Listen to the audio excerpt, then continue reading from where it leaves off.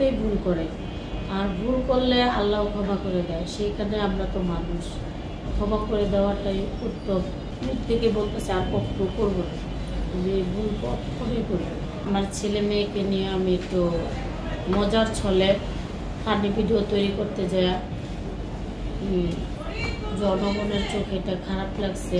পরে আমি ভেবে দেখলাম আসলে এটা আমার ভুল হয়েছে। তো এটাই আমি ক্ষমা চাইতেছি সবার কাছে, দেশবাসীর কাছে, যে আমার ভুল হয়েছে। রমজান মাস ছিল, আমি ইফতারিটা করে আমি জাস্ট পরে নামাজ পড়ে এসে আমি বসছি ওখানে, পরে করে ভাত খাবো।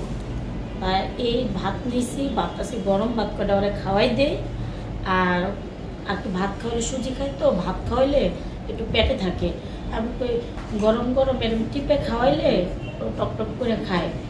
তো আমি ভাবলাম ওরা খাওয়াই আর সাথে আমিও খাই। এক প্লেটেই দিচ্ছি, সারাদিন কাজ করি তো এক প্লেটেই দিচ্ছি। তো এক সাইডে খাওয়া পর তরকারি দিয়ে আমি খাবো।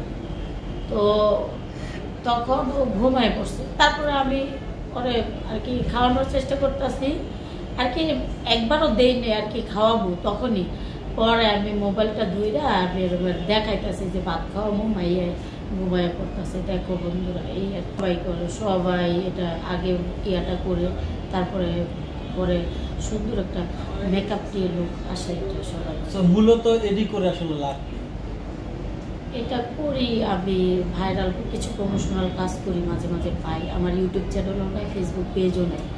আমি এর মাধ্যমে কখনো ফেসবুক ইউটিউবে যেহেতু আপনার নাই, সেটাকে আপনার কোনো ইনকাম আসতেছে না, তো এগুলা করে আপনার কি ফায়দাটা কি?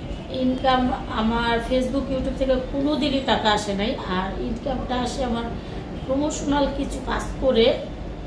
আর এখন ওই যে ক্রিম ট্রিম বিক্রি করে প্রোডাক্টস, পাগলের মাঝে আমি অনেক কিছু লুকিয়ে রাখি। 4.5 বছর ধরে আমি লুকিয়ে রাখতেছি, অনেক যন্ত্রণা ভিতরে লুকিয়ে রেখে আমি চলাফেরা করে বসবাস করি। ক্ষমা চেয়েছি, ক্ষমা চাওয়ার পরে বলছে যে তারা মামলা করবে। তো মামলা যদি করে দেয়, তারপরে আমার আরও কিছু ডকুমেন্ট চাইছে।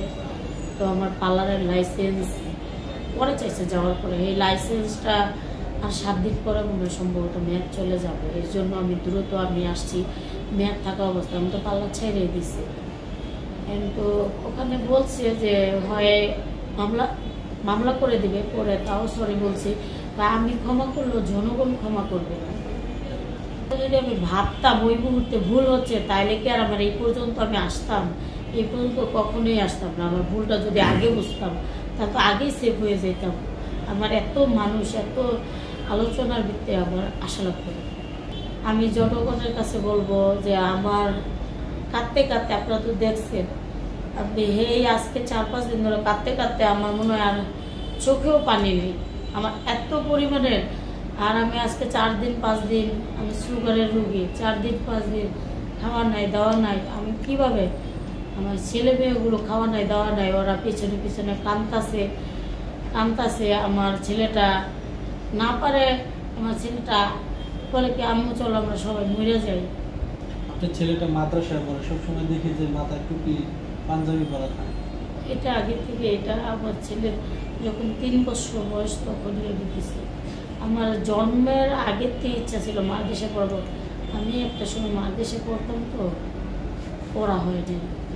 সেই জন্য আপনার ইচ্ছা? হ্যাঁ, ইচ্ছাটা ওরে দিয়ে করতে